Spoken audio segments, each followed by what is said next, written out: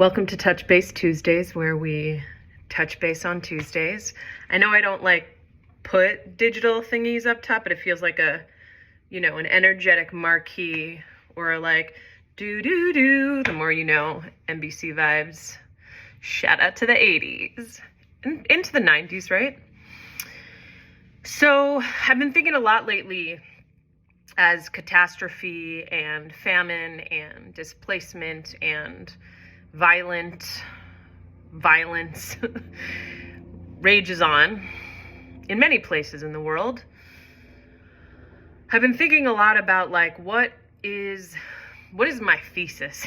What is my goal as an artist, as an activist, as an organizer, as someone who believes in collective liberation? For me, my art and activism are inextricably linked. They always have been since I was a small child. It's true. I have a very visceral memory of being probably 8 years old, in a floor-length pink tutu, standing in the middle of my bedroom by myself with one of those plastic Sony tape recorders, swaying back and forth, singing and recording a song that I wrote about world peace. It was P-E-A-C-E, peace, the hope of our future. P-A-C-E, peace, for you and me. Anyway, there are a bunch of verses. I did not plan on singing that today. When I hit record, that was not on the docket, so the agenda has gone rogue. But here we are. I'm gonna stay in it. And so I've been thinking, what is the goal? And it's a conversation I've been having for many months, many years, decades, always, but especially the last few weeks, and around on paper, in practice, even how do I describe myself? My values are progressive, radical, lefty,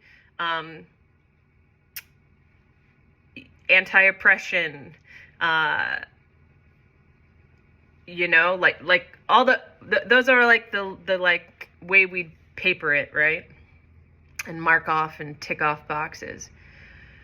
Nonviolence, prison abolition, right? Those are queer liberation, Black liberation, Jewish liberation, Palestinian liberation, right? These are all things we'd just mark off as values I hold, things I care about. Justice and liberation efforts I hope we are working towards. And a ideological, ethical wrestle some beloveds and I have been talking through is, how is that done in a way that itself isn't hierarchical, right?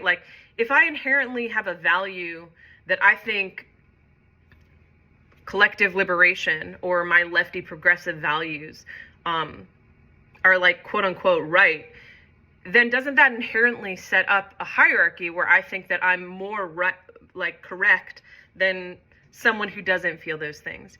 And that feels at odds and tension with believing in our collective liberation. And so I've been thinking and wrestling through it, and so it's when I go into a room, when I make these videos, when I share my art, when I create art, what is my goal? What is my thesis? And what I keep coming back to is, I don't know that it's to get everybody to agree with me on paper. What I'm interested in is not getting everyone to believe in what I believe. And this has been my case my whole career, especially when my earliest days on social media were all centered around eating disorder recovery and body empowerment and body liberation and fat liberation. That was all my earliest content online. Gosh, now some 16 years ago, 17 years ago. And even then it was the same goal, which is my goal and hope, my thesis, if you will, as an artist, as an activist, as a human being, is I hope that I'm interested in inviting people to get closer to themselves, to get to the deepest layer and core within who they are. And my hope is that when we each tap into the depths of who we are, my God, I can never not cry.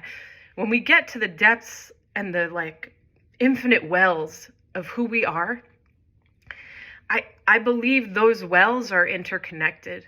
I do. Like, you can call it a soul, you can call it divine consciousness, you can call it a core, a gut, an intuition. I have no idea. But to me, like, I feel like that well is what connects us to each other, all billions and billions of us. And that when we tap into that deepest well, we lead from a place, we make choices from a place that like want us all to be free. I really feel that.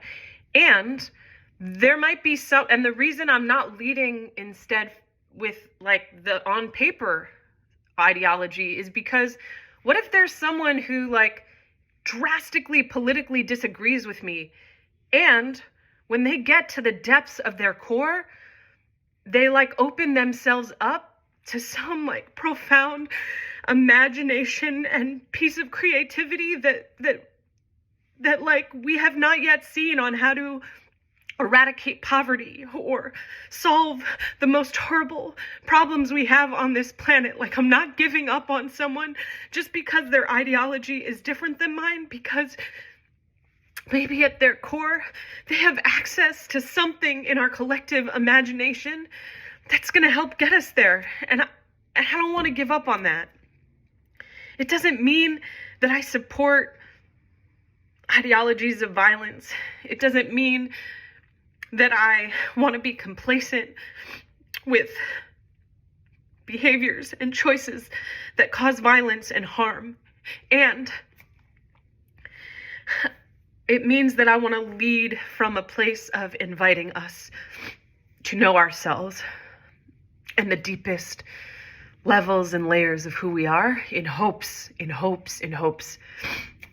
that brings us closer to each other. So that may make complete sense. I may have just rambled on like a self-righteous asshole. I have no idea, but I'm going to hit stop and say Dibarti and transcribe and post and see what this does. Dibarti, take care.